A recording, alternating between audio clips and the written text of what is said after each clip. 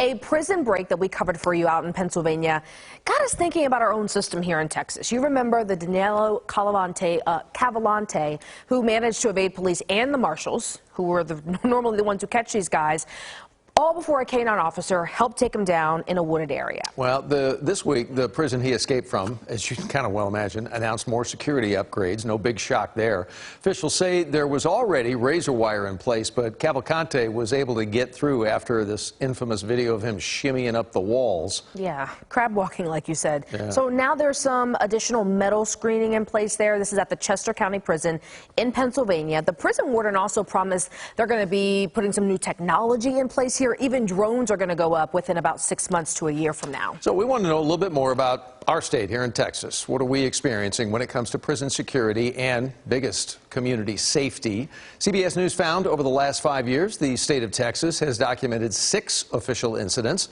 But just how common are escapes and how worried should communities genuinely be? That's a fair question. CBS News correspondent Tom Hanson is diving deep into the numbers to find out.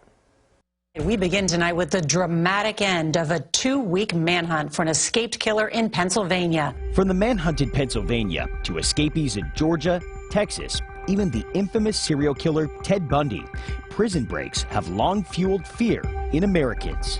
We're on edge, nervous, scared. We want the coward caught. And fascination in Hollywood. It's been almost a year since you escaped. But I haven't escaped. They're still after me. Now, while these types of stories often grab national headlines and spark concerns over community safety, just how common are they? And how much do you need to worry about them?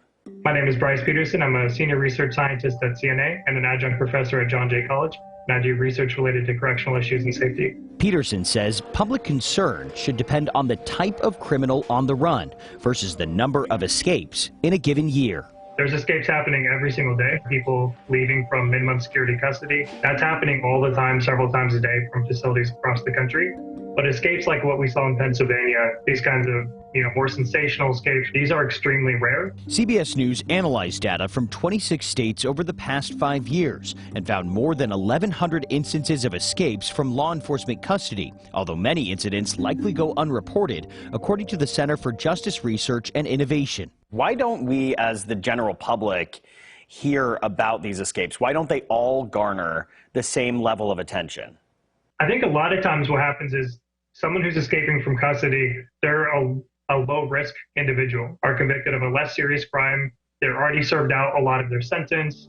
Most documented escapes are low-risk individuals known as walkaways, people typically convicted of minor nonviolent crimes who are incarcerated in minimum security facilities or work release centers and simply walk off. Montana, for example, reported one of the highest levels of escapes in our analysis, likely due to the state's pre-release system, which moves many parolees to unsecure halfway houses. Of its 381 incidents over the past 5 years, 99% were walkaways, according to state data. But the risk of violent outcomes from prison escapes isn't zero. If you see him, do not attempt to take him into custody by yourself. Last year, a Texas prison escape turned deadly when a convicted killer got loose for 3 weeks and murdered a family of 5. Nonetheless, Peterson urges vigilance over fear. I don't think this is something that on a daily basis people should be concerned about. Even when escapes do occur, unless you're in the immediate vicinity where the escapee is known to be, by the time someone is out of custody, they're usually so preoccupied with staying out of custody, finding food, shelter, water, clothing, those kinds of things, that they don't often engage in violence in the community. And that's what we saw, luckily, here in Pennsylvania. After all, the point of the escape is to never get caught. Tom Hanson, CBS News, Texas. An interesting final note on the numbers. We should add that the CBS News findings of more than 1,100 incidents, 1,100 over the last 5 years. You'd think, oh my gosh, that's a rocket right up. It actually doesn't show or indicate an upward trend at all. It doesn't. And the state data actually showed a relatively steady numbers of the number of people that get away. Year to year, it's kind of staying the same. There you go. Deep dive into the numbers.